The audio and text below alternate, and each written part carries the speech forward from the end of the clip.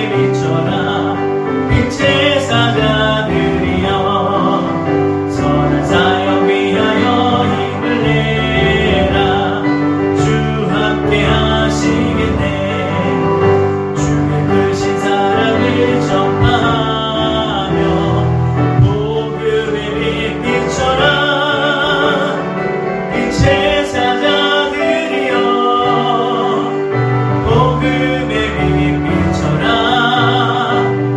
죄로운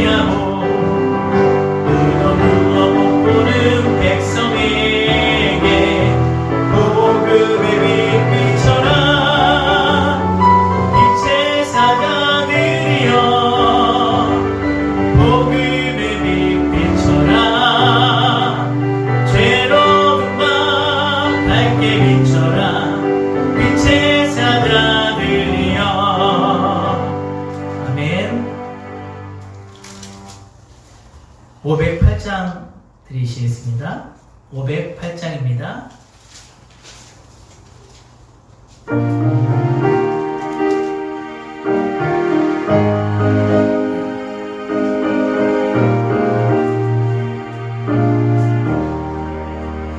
우리가 지금은 나그네 되어도 화려한 천국에 머지않아 가리니 이 세상에 있을 때 주 예수 위하여 끝까지 힘써 일하세. 주 내게 부탁하신 일 천사도 흠모하겠네. 화목해 하라신 구주의 말씀을 온 세상 널리 전하세. 주 예수 말씀이 온 세상 만민을 흉악한 죄에서 떠나라 하시니 이 말씀 듣고서 새 생명 얻으라. 이 기쁜 소식 전하세. 주 내게 부탁하신 일 천사도 흠모하겠네. 화목해 하라신 구주의 말씀을 온 세상 널리 전하세. 영생의 복락과 천국에 갈 길을 만백성 알도록 나가서 전하세. 주 예수 말씀이 이 복음 전하라. 우리에게 부탁하셨네.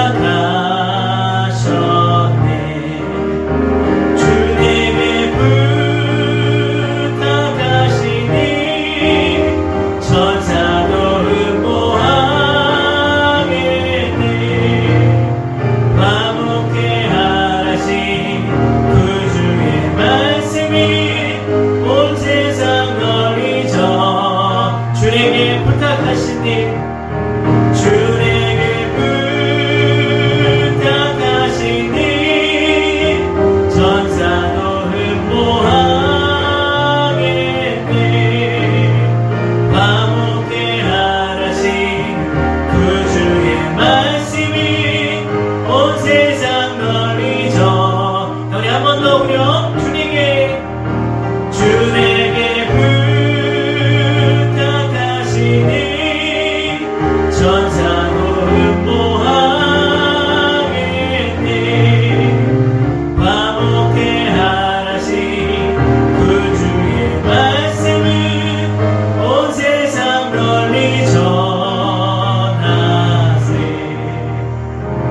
우리 한번 기도했으면 좋겠습니다. 하나님, 우리가 이 땅에 살면서 우리에게 주어진 모든 시간을 하나님의 복음 위에 살기 원합니다. 하나님, 진정으로 우리에게 부탁하신 그 주님의 말씀을 우리가 순종하여 천사도 흠모할 만한 이 하나님의 복된 사명을 우리가 잘 감당하기 원합니다. 하나님, 부족하지만 저희들을 사용하여 주시고 저희들을 통해 귀한 영혼들이 주님께로 돌아오는 놀라운 역사들이 나타나게 하여 주시옵소서. 우리 이 시간 예배를 위해서 기도하시고 이러한 마음으로 한번 기도하시겠습니다. 주여, 하나님 아버지 감사합니다. 하나님, 저희들을 이 땅 가운데 살게 하셔서 하나님의 그 놀라운 복음의 말씀을 듣게 하시고 그 복음의 말씀을 또 우리만이 아닌 많은 영혼들에게 전할 수 있는 그런 하나님 귀한 사명을 맡겨주셨사오니 우리가 감사함으로 잘 감당하게 하시고 정말 우리 주변에 정말 죽어가는 영혼들을 향해 하나님의 이 생명의 말씀을 아버지 전할 수 있는 그러한 믿음의 성도들이 다 되게 하여 주시고 하나님, 천사도 흠모할 만한 이 귀한 사역을 우리가 함께 완벽하여 감당하게 하여 주시옵소서. 하나님 아버지, 그러기 위해 우리가 날마다 예배를 통해 하나님의 귀한 은혜를 받고 정말로 예배가 정말 우리를 정말 만들어가는 그러한 시간들이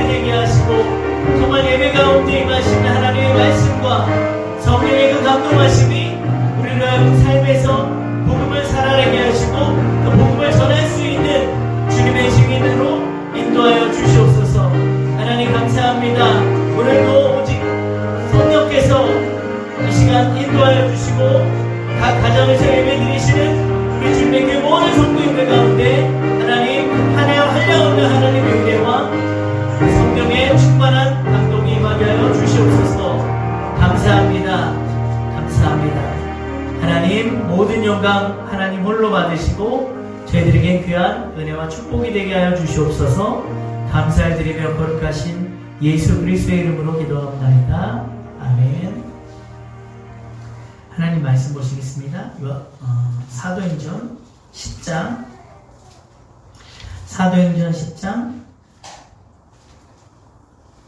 9절부터 16절까지 말씀 보겠습니다. 사도행전 10장 9절에서 16절까지 말씀입니다.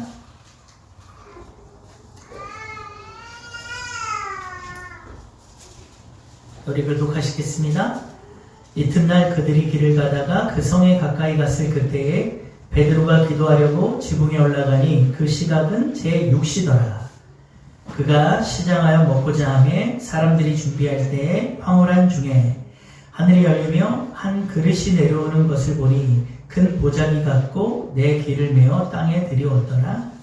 그 안에는 땅에 있는 각종 네 발 가진 짐승과 기는 것과 공중에 나는 것들이 있더라. 또 소리가 있을 때 베드로야 일어나 잡아먹으라 하거늘 베드로가 이르되 주여 그럴 수 없나이다. 속되고 깨끗하지 아니한 것을 내가 결코 먹지 아니하였나이다 한데 또 두 번째 소리가 있을 때 하나님께서 깨끗하게 하신 것을 네가 속되다 하지 말라 하더라. 다같이요 이런 일이 3번 있은 후 그 그릇이 곧 하늘로 올려져 가니라. 아멘. 할렐루야.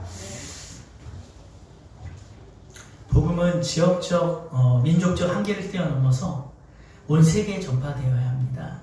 왜 그렇습니까? 그것은 바로 주님의 지상 명령이기 때문이죠.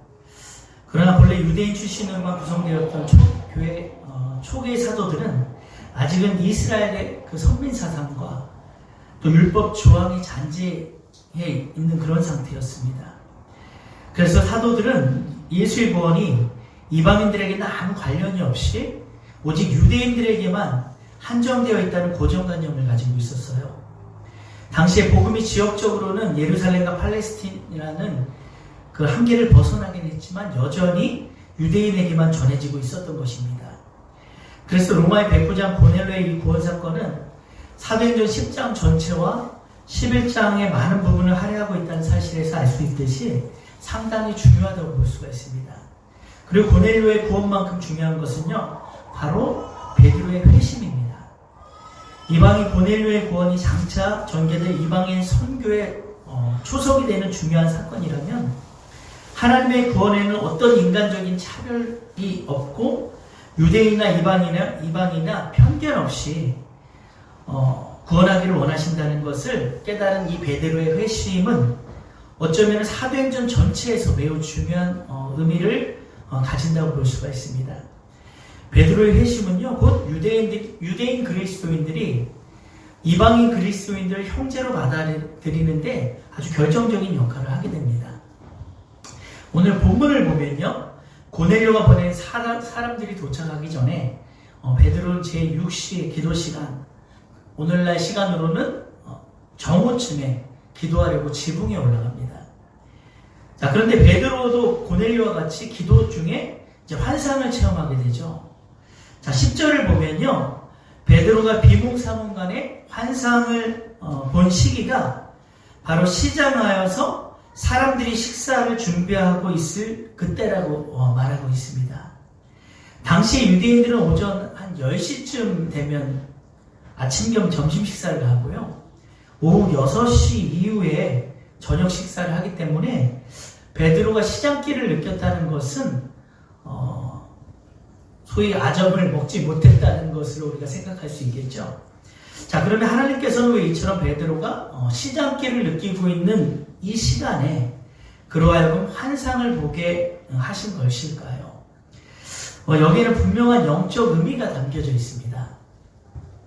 자, 그것은 바로 베드로에게 환상이 보여줬던 그 시기가요, 곧 복음을 듣지 못한 이방인들이 영적으로 굶주려 가고 있는 그런 시대였기 때문이에요. 그래서 그들의 영혼을 소생시킬 수 있는 생명의 양식, 곧 복음을 전해주지 않으면 안 되는 그러한 시기였던 것입니다. 베드로의 육적인 허기가 바로 이방인들의 영적 허기를 의미한다고 볼 수가 있어요. 하나님께서는 베드로로 하여금요, 이러한 사실을 깨닫게 하시려고 베드로가 배고픔을 느끼고 있는 시간을 이용해서 부정한 짐승의 환상을 보여주신 것이죠. 하나님의 타이밍이 너무 놀랍지 않습니까? 그렇습니다, 여러분. 베드로가 황홀경 속에서 환상을 보았던 시기는 바로 수천 년간 복음을 듣지 못하고 죽어갔던 이방인들의 영적 굶주림이 극에 달해 있었던 그런 시기라고 볼 수가 있습니다. 굶주림에 지친 이방인의 그 영혼들이 아우성치는 이 소리가 하늘에 사무친 그러한 시기였죠. 하나님께서는요, 호렙산의 그 떨기나무 불꽃 가운데서 모세를 만나서 애굽에서 노예 생활을 하며 고통으로 부름짓는 그 이스라엘 백성을 구원하시려고 지시하신 것처럼 지금 환상 중에 베드로에게 임하셔서 영적 굶주림에 시달리고 있는 이 이방인들을 구원하시려고 지금 베드로에게 지시하셨던 것입니다. 여러분, 만약 하나님께서 영적 굶주림에 지친 이방인의 그 영혼들이 아우성치는 소리를 외면하셨더라면 과연 어떻게 되었을까요? 그들의 부르짖음을 듣지 않으셨다면, 그래서 이처럼 베드로에게 환상을 보여주심으로 이방인 전도의 그 포문을 열지 않으셨다면요, 과연 어떻게 되었을까요?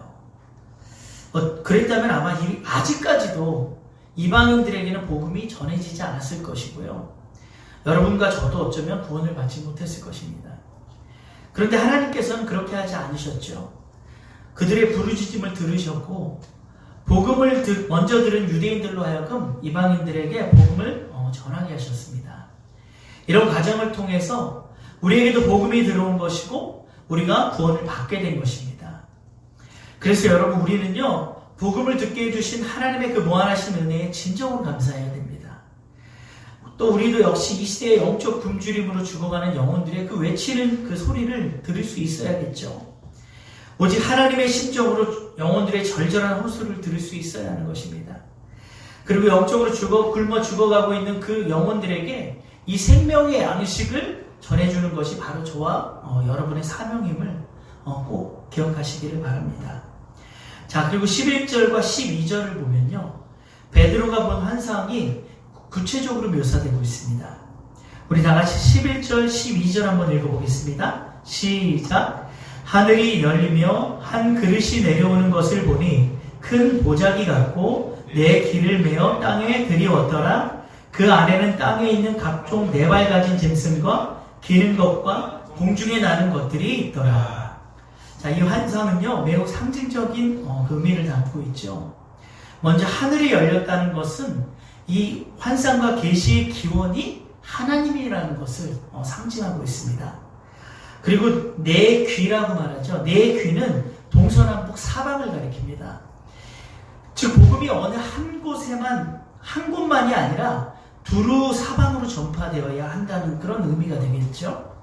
또 각종 짐승이라는 것은요, 유대법의 이 규정에 따라서 정한 것과 부정한 것이 섞여 있음을 암시하는 것이고요.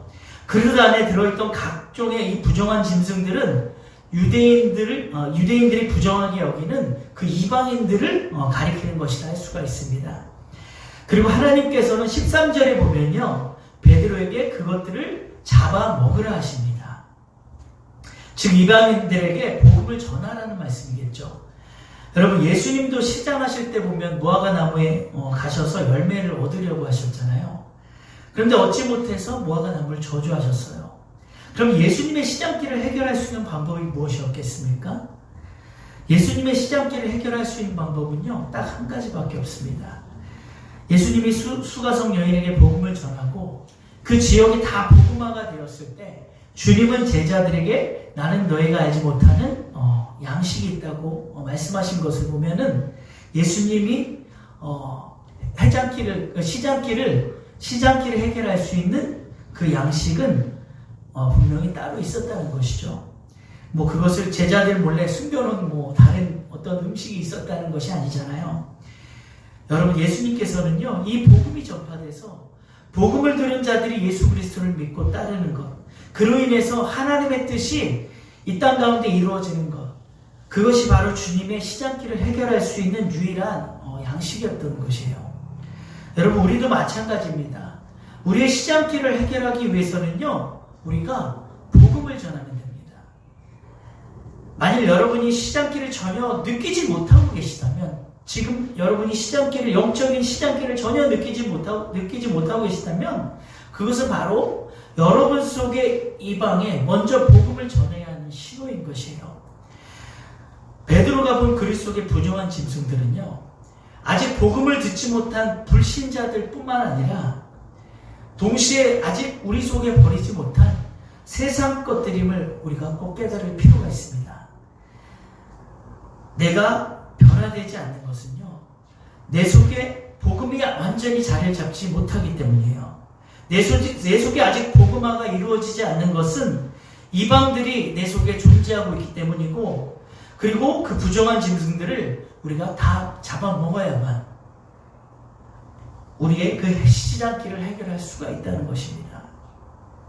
여러분, 한번 생각해 보십시오. 우리가 왜 예배를 드려야 합니까? 우리 속에 아직도 이 부정한 짐승들, 그 세상 것들이 있기 때문이에요. 지난주에 목사님께서 말씀하신 것처럼 오직 말씀과 기도가 아니면 안 되기 때문이에요. 말씀과 기도로 무장하지 않으면요, 우리는 순간 세상적인 것들에, 세상적인 문화에 금방 동화되어 버리고 말아요. 유혹되고 미혹되기 말아요. 거기에 다 빠져버리고 말아요. 그렇게 우리는 연약한 자들이기 때문에 말씀과 기도로 매일매일을 우리 자신을 무장해야 되는 것입니다. 계속해서 우리 속에 복음을 전파해야만, 우리 속에 복음을 전파해야만 세상을 향한 마음이 하나님을 향한 마음으로 바뀔 수 있기 때문이에요. 육적인 배고픔보다 영적인 배고픔을 더 견딜 수 없는, 이 시장길을 해결하지 않고서는 도저히 버틸 수 없는 그러한 간절한 갈급함이 우리 속에 있어야 하는 것입니다. 우리의 시장길가 해결될 때에 우리는 눈을 들어서 더 많은 배고픔에 굶주리고 있는 그러한 자들을 향해 나아갈 수 있는 것입니다. 다른 사람은 살리고 내가 죽으면 되겠습니까? 내가 살아야 다른 사람도 살릴 수 있는 것입니다. 내가 물에 빠져 있는데 누구를 건져내겠습니까?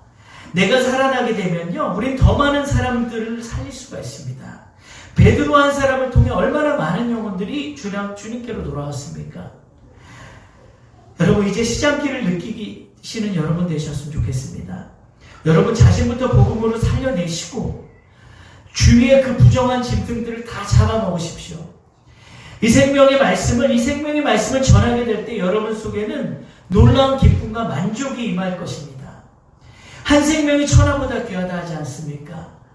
한 영혼이 내가 전한 복음 듣고 주님께 돌아온다면요, 그보다 더한 기쁨이 어디 있겠습니까? 여러분, 주위를 한번 살펴보시고 정말로 잡아먹어야 할 짐승들이 어디에 있는지 다 살펴보시고 다 잡아먹으시는 여러분 되셨으면 좋겠습니다. 그런데 다시 본문을 보시면요, 그릇 안에 있는 짐승들을 다 잡아먹으라는 이 주님의 명령에 베드로가 그럴 수 없다고 대답합니다. 우리 다 같이 14절 한번 읽어보겠습니다. 시작. 베드로가 이르되 주여 그럴 수 없나이다. 속되고 깨끗하지 아니한 것을 내가 결코 먹지 아니하였나이다 한데, 여러분 그것들은 어디에 담겨 있었습니까? 그릇에 담겨 있었어요. 먹을 수 있도록 차려진 것들이었어요. 베드로가 잡아먹고자 마음만 있으면요, 얼마든지 잡아먹을 수 있는 것들이었습니다. 그럼에도 불구하고 베드로는 잡아먹을 수 없다고 지금 말을 하고 있어요. 왜 그렇습니까? 바로 그 짐승들에 대한 베드로의 편견 때문이에요.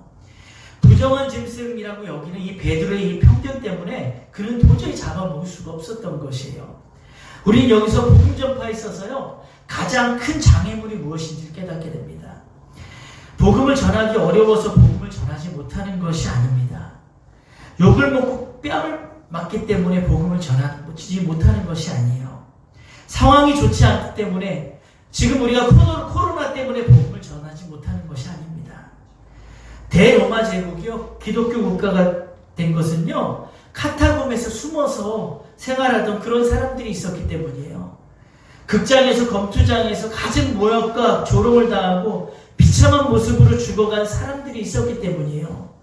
마치 죄인처럼 노예로 팔려서 모든 인권을 유린당하고 그렇게 비참하게 생활하던 사람들에 의해서 바로 이 로마가 변화될 수 있었던 것입니다. 따라서 상황이 어렵다고 하는 것은요, 복음 전도의 장애물이 될 수가 없습니다. 문제는 바로 복음을 전하는 사람들의 마음에 있는 것입니다. 저 사람은 복음을 전해도 듣지 않을 것이라는 이 편견, 저 사람은 복음을 전하면 싫어할 것이라는 편견, 저 사람은 하나님께 버림받았다고 하는, 바로 버림받았을 것이라고 하는 이러한 편견, 바로 그런 편견이 복음 전파를 어렵게 만드는 것입니다. 여러분, 우리는 이 편견을 반드시 버려야 됩니다. 하나님은 모든 사람이 구원받기를 원하시는 분이세요. 여러분, 어떤 선교사님은요, 티벳에서 선교를 하다가 그곳에 있는 한 절의 승려들에게 초청을 받아서 극진히 대접받고 거기서 복음을 전하기도 했었어요. 이처럼 우리가 편견을 가지고 바라보는 자들이요, 어쩌면 더욱 열정적으로 복음을 받아들일 수도 있다는 것입니다. 뒤에 나오지만 고넬료와 그 집안 식구들 한번 보세요. 베드로의 말을요, 하나님의 말씀으로 듣고 성령의 충만함을 받고 베드로에게 며칠 더 있어달라고 간청하는 것을 볼 수가 있지 않습니까? 제가 전에 한번 간증했지만 그 택시기사들 안수 집사님이 절에 불공 드리러 가는 여자 승객에게 복음을 전해서 그가 정말 예수 믿고 그렇게 복음 전도자가 될 줄 어찌 알았겠습니까? 그 택시 타기 전에 보살에게 젊게 받고 나서 한 남자를 만나게 되는데 따라가라는 그 보살의 젊게대로 이 택시기사가 그 남자구나 생각해서 따라온 것이에요. 그 안수 집사님이요, 사실요 엄청 단순하고 순수한 분이세요. 제가 이분을 겪어봐서 아는데 사람들에 대한 어떤 편견이 없어요. 다른 사람들을 안 좋게 얘기하는 것을 본 적이 단 한 번도 없어요. 그래서 하나님이 한 영혼을 살리시려고 이 무당을 쓰신 것이고 또 이 안수 집사님을 쓰신 것이죠. 하나님 하시는 일 보면 참 너무 놀랍습니다. 그래서 우리는요, 모든 인간적인 편견에서 벗어나야 될 줄 믿습니다. 편견에서 벗어나서 주위의 많은 영혼들에게 복음을 전하시는 우리 주님의 교회 성도님들이 다 되었으면 좋겠습니다. 그리고 15절에 나오는 두 번째 음성은요, 이러한 베드로의 편견에 대한 일침이라 할 수 있습니다. 우리 다 같이 15절도 한번 읽어보겠습니다. 시작. 또 두 번째 소리가 있으되 하나님께서 깨끗하게 하신 것을 내가 속되하지 말라 하더라. 자, 이것은 무슨 말입니까? 그의 생각이 옳지 않다는 말씀이세요. 하나님이 원하시는 것은 그것이 아니라는 거죠. 이미 예수님이 음식의 정결법에 관한 본질을 말씀하셨잖아요. 그래서 율법을 주신 하나님의 본래 뜻을 따르는 것이 더 중요한 것이에요. 율법의 조항보다 율법의 이 정신을 더 우리가 중요하게 생각해야 된다는 거죠. 여러분, 선과 악의 기준은 어디까지나 하나님 편에서의 기준이 되어야 되는 거예요. 우리가 생각할 때 선이라고 여기는 것이 선이 아닐 수가 있고요. 우리가 생각할 때 악이라고 생각하는 것이 악이 아닐 수가 있습니다. 한번 생각해 볼게요. 이스라엘이 출애굽할 때 애굽에 10가지 재앙이 내렸습니다. 그 재앙을 통해서 얼마나 많은 애굽 백성들이 고통을 당하고 죽임을 당했겠습니까? 장자의 재앙 때는요, 심지어 아마 무고한 어린아이들까지도 많이 죽었을 것입니다. 애굽 백성들 입장에서는요, 당연히 하나님이 선한 분이실 수가 없어요. 그런데 이스라엘 입장에서는요, 그러한 재앙을 내리신 하나님을요, 선하다고 말씀하세요. 공의 하나님이라고 말씀하세요. 절대 그런 하나님을 살인하는 하나님, 악한 하나님으로 보지 않아요. 이처럼 우리의 선과 악의 기준은요, 사람의 관점에 따라서 달라질 수 있기 때문에 우리 선악의 기준을 항상 하나님 편에서 생각을 해야 되는 것입니다.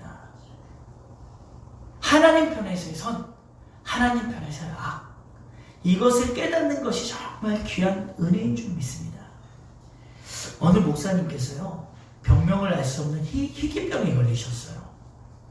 처음에는 어깨에서 시작된 통증이 온몸으로 번져서 이제 일상적인 생활을 할 수조차 없는 그런 상태가 되었어요. 그 통증의 강도가 어느 정도냐면 여자가 아기를 해산할 때, 출산할 때 그 통증보다도 더한 고통이라고 그렇게 표현을 하시더라고요. 자, 그런데 하루 이틀도 아니고 수개월을 그렇게 통증을 느끼니까 결국은 그동안 믿음으로 버텼던 목사님이니까 믿음으로 얼마나 버티셨겠어요. 하나님께 얼마나 매달리셨겠어요. 그런데 결국엔 사역을 할 수 없는 지경에까지 이르게 되었죠. 그런데 목사님이요, 몸의 통증보다 더 큰 상처를 받게 된 것은 교회 성도들의 반응이었어요. 목사님의 병에 대해 잘 알지도 못하는 그런 성도들이 예배도 이제 가끔 빠지게 되셨을 거 아니에요. 교회에서의 그 사역도 늘 적극적이지 못할 거 아니에요. 몸이 그렇게 아프니까, 통증이 있으니까. 그리고 얼굴도 항상 목사라면 웃어야 되는데 그 통증으로 인해서 자연스럽게 찡그러졌겠죠. 그 목사님을 보고서 부목사 시절이었어요. 부목사가 어떻게 예배를 이렇게 빠질 수가 있지? 부목사라면은 열심히 발로 뛰고 적극적으로 열심히 해야 되는 거 아니야? 그렇게 아프면 하나님께 죽자 사자 매달려서 믿음으로 기도해야지. 이렇게 한마디씩 한 거예요. 어찌 보면 성도들이 한마디는요, 사실 다 맞는 말씀이에요. 다 맞는 말이에요. 목사가 예배를 빠져서는 안 되겠죠. 특히 목사는 열심히 최선을 다해 사역해야 되겠죠. 아프면 하나님께 정말 믿음으로 매달려야 되겠죠.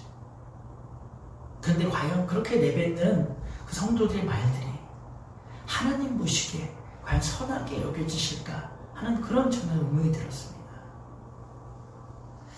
여러분, 우리가 신앙생활을 할 때도요, 사실 이런 일들이 비일비재할 수 있습니다. 또 어떤 경우는 하나님이 물질 훈련시키는 사람을 제가 언젠가 한번 선한 의도로 그 사람을 도와준다 시고 막 도와주었다가 하나님의 호된 책망을 받은 적이 있어요. 하나님이 훈련하고 있는데, 재정훈련을 하고 있는 사람을 내가 알지도 못하고 그것도 알지 못하고 막 도와주다가 하나님한테 책망받은 적도 있어요. 저는 선한 의도로 했어요. 이것이 선이라고 생각하고. 근데 하나님은 저의 그런 행동을 악하게 보셨어요. 그 밖에도 하나님의 선과 우리의 선이요, 분별이 되지 않아서 우리가 하나님께 죄를 지을 수 있는 그러한 일들이 있다는 것이죠. 그래서 우리 항상 선과 악을 판단하기 전에 하나님의 의중을 항상 여쭤보고 성령님의 이 분명한 감동과 음성을 꼭 들어야 되는 그러한 신앙이 되어야 될 줄 믿습니다. 그래야만 우리의 신앙이요, 늘 성장을 할 수가 있어요. 성숙한 그리스도인이 될 수 있는 것입니다. 자꾸 내 편에서의 선을 행하고 내 편에서의 악을 판단하면요, 우리의 신앙이 자라날 수가 없어요. 하나님이 어떻게 생각하시는지, 이 문제에 대해서, 이 상황에 대해서 과연 하나님은 어떻게 바라보고 계시는지를 정확하게 하나님의 관점으로 볼 수 있어야 되는 것입니다. 16절에요. 이런 일이 3번 있었다는 것은요, 베드로의 저항이 얼마나 강했는지를 말해주는 겁니다. 베드로는 정말 제가 볼 때 이 3이라는 숫자에 아주 트라우마가 생길 것 같아요. 예수님 모른다고 3번 부인했죠. 예수님 또 부활하셔서 찾아오셔가지고 네가 나를 사랑하느냐 또 3번 물으셨죠. 또 오늘 보면은 3번이나 이 주님 말씀에 뭐라고 대답합니까? 그럴 수 없습니다. 이렇게 대답을 해요. 무슨 이 3하고 무슨 베드로나 아무튼 3하고 아주 관련이 많아요. 숫자 3하고.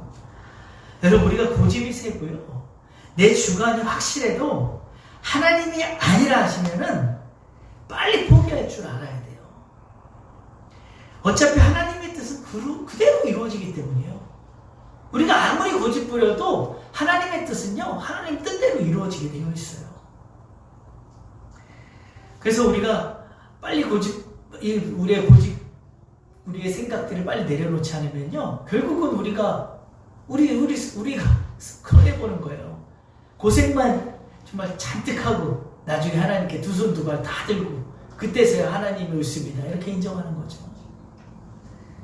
그래서 하나님의 뜻을 과연 어느 누가 꺾을 수 있겠습니까? 그래서 서두에 말씀드린 것처럼요, 이 고넬료 구원 사건과 더불어서 베드로의 회심은요, 이방 선교의 문을 여는 아주 중요한 사건이라고 볼 수가 있습니다. 자, 이제 말씀을 맺겠습니다. 우리는 오늘 베드로가 본 환상을 통해서 이방인에게도 복음을 전하시고자 하시는 하나님의 은혜를 느낄 수가 있었습니다.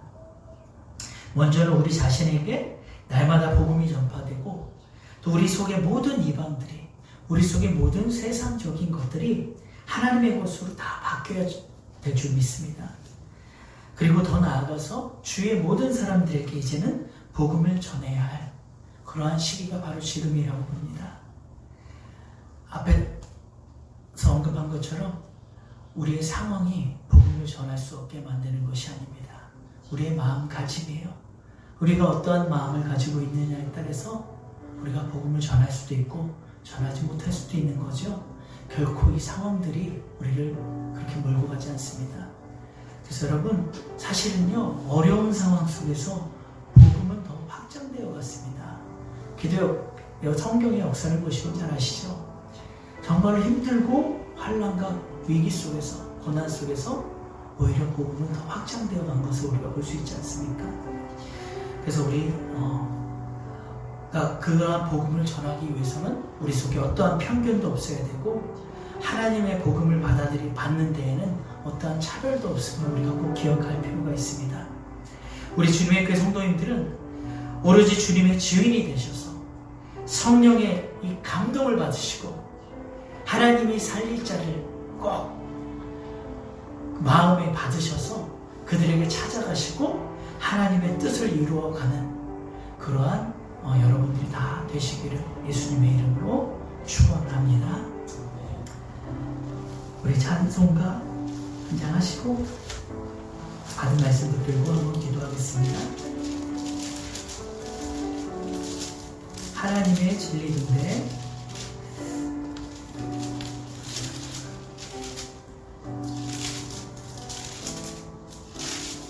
510장입니다.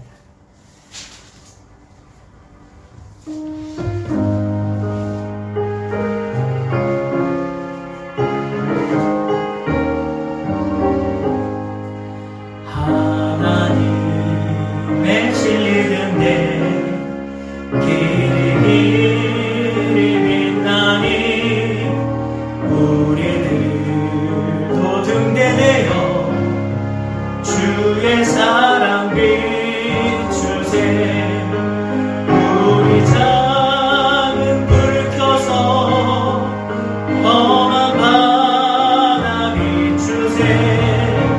물에 빠져 헤매는 이 건져내어 살리세.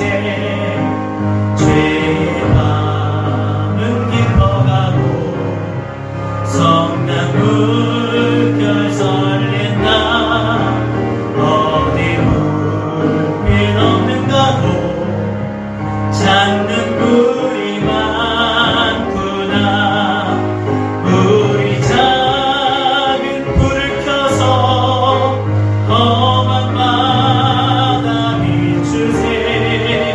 물에 빠져 헤매는 이 건져내어 살리세. 너의 등불 돋우어라. 거친 바다 비춰라.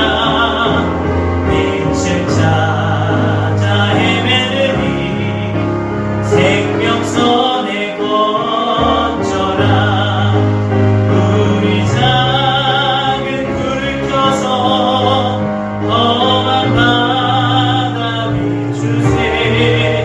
물에 빠져 헤매는 이 건져내어 우리 작은 불을 켜서 우리 작은 불을 켜서 험한 바다 비추세.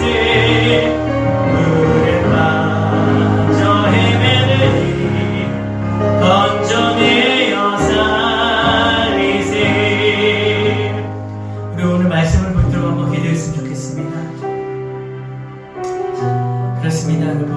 우리 속에는요 아직까지 전하여지지 않은 그런 부정한 짐승들, 아직 하나님 앞에 깨지지 못한 그런 부정한 짐승들이 있는 줄 압니다. 우리 너무나 부족해서 아직도 세상의 끈을 놓지 못하고 살 때가 많이 있음을 고백합니다. 이제는 하나님의 이 복음이, 능력의 말씀이 우리 안에 온전히 임하여져서 우리 속에 정말 100% 복음화가 되게 하시고, 정말 우리 속의 모든 이방들이 온전히 주님을 믿고 따를 수 있도록 우리 속에 놀라운 역사가 있게 하여 주시옵소서. 그리고 더 나아가서 정말 저 죽어가는 영혼들을 향해 우리가 복음을 전할 수 있게 되기를 원합니다. 정말로 저 굶주려 정말 죽어가고 갈급해하는 그 심령들을 향해 우리가 나아가기를 원합니다. 하나님, 우리에게 어떤 편견도 없게 하시고, 정말로 우리에게는 정말 하나님의 복음은 차별이 없음을 우리가 꼭 기억하게 하시고, 정말 어떠한 영혼이라도 우리가 찾아가서 하나님의 뜻을 이룰 수 있는 성숙한 그리스도인들이 되게 하여 주시옵소서. 하나님, 지금은 복음을 전할 수 없는 때라 우리 스스로 아버지 그것을 정하지 않게 하시고, 하나님 정말로 지금이 바로 복음을 전할 때임을 우리가 믿고 나아가게 하여 주시옵소서. 정말 코로나로 인해서 우리가 사람과 마음껏 접촉도 할 수 없는 그런 시대이지만, 또한 하나님께서 주시는 그 지혜와 감동으로 또 영혼들을 향해 우리가 정말로 또 더 나은 한 발 한 발 나아갈 수 있는 우리의 믿음이 되게 도와주시옵소서. 하나님, 우리가 이런 마음으로 주여 한번 부르시고 한번 기도하겠습니다. 주여, 하나님 아버지 감사합니다. 하나님께서 우리에게 복음을 주시고 그 복음이 우리 안에 귀한 능력이 되어서 우리 안에 정말로 모든 아버지 부정한 것들이 다 사라지게 하시고, 우리 안에 모든 세상적인 것들, 세상적으로 끊지 못한 것들이 다 끊어지는 그런 놀라운 역사가 일어나기 원합니다. 하나님, 내가 살아야 내 가족을 살리고 내 주변에 있는 믿지 않은 영혼들을 향해 나아갈 수 있지 않겠습니까? 나도 물에 빠져 허덕이는데 그 어느 누구를 내가 가서 살릴 수 있겠습니까?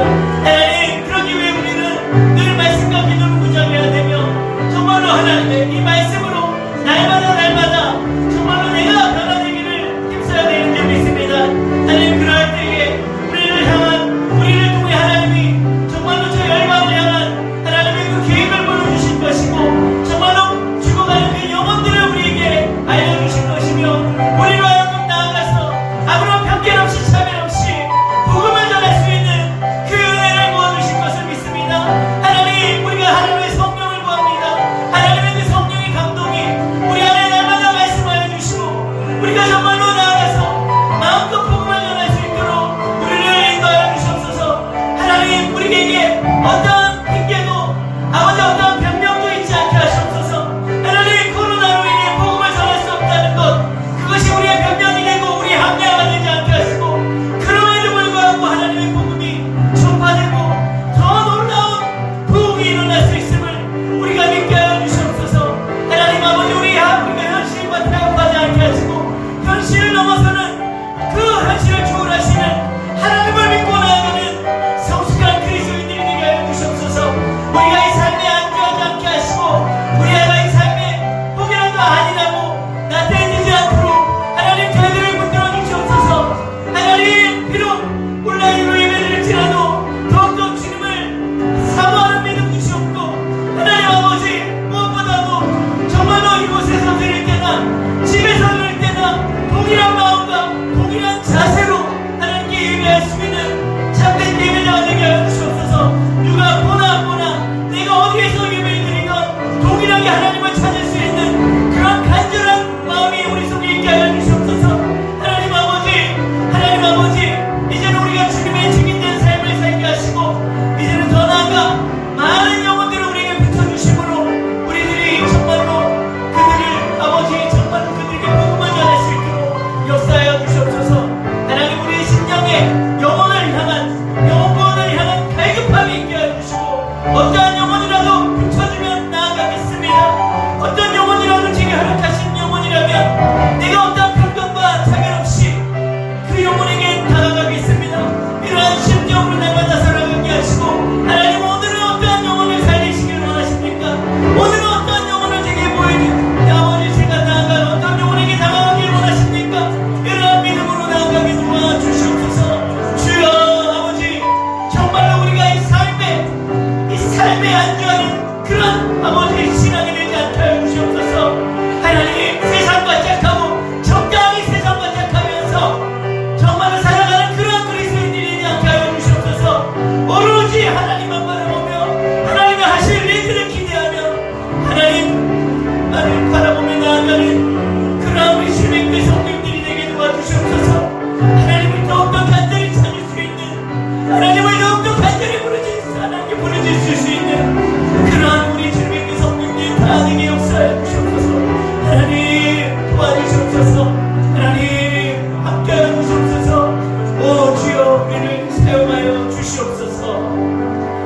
하나님 아버지 감사합니다. 오늘도 하나님께서 우리에게 주신 이 말씀들을 가슴에 품게 하시고 내 속에 모든 부정한 것들이 하나님의 복음으로 사라지게 하시고 하나님 아버지 우리가 진정으로 많은 영혼들을 향해 하나님께서 우리에게 허락하신 영혼들을 향해 나아가게 하시고 우리가 늘 하나님의 음성을 들으며 하나님의 그 말씀을 사모하여 우리에게 붙여진 자를 깨닫게 하시고 그들에게 편견과 차별 없이 나아갈 수 있는 성숙한 그리스도인이 되게 하여 주시옵소서. 적당히 사실과 타협하고 적당히 세상적으로 살아가는 그러한 정말로 양다리를 걸치는 그러한 그리스도인 되지 않게 하시고 오직 주님께 우리의 마음을 쏟는 말씀과 기도가 아니거나 정말로 한순간도 살 수 없다는 그러한 심정으로 살아가는 우리 주님의 교회 성도님들이 다 되게 하여 주시옵소서. 하나님 정말로 부탁드립니다. 우리 주님의 교회 성도님들을 사용하여 주시옵소서. 하나님의 복음 위에 하나님 나라 위에 마음껏 써 주시옵소서. 그러한 우리 주님의 교회가 그러므로 말미암아 하나님의 영광 위에 쓰임받는 교회 되게 하시고 정말로 이방을 향해 모든 온 열방을 향해 나아가는 그러한 교회 되게 하여 주시옵소서. 아버지 침체되지 않게 하시고 안주하지 않게 하시고 나태해지지 않게 하시고 더욱더 뜨거워지는 우리 주님의 교회가 되게 하여 주시옵소서.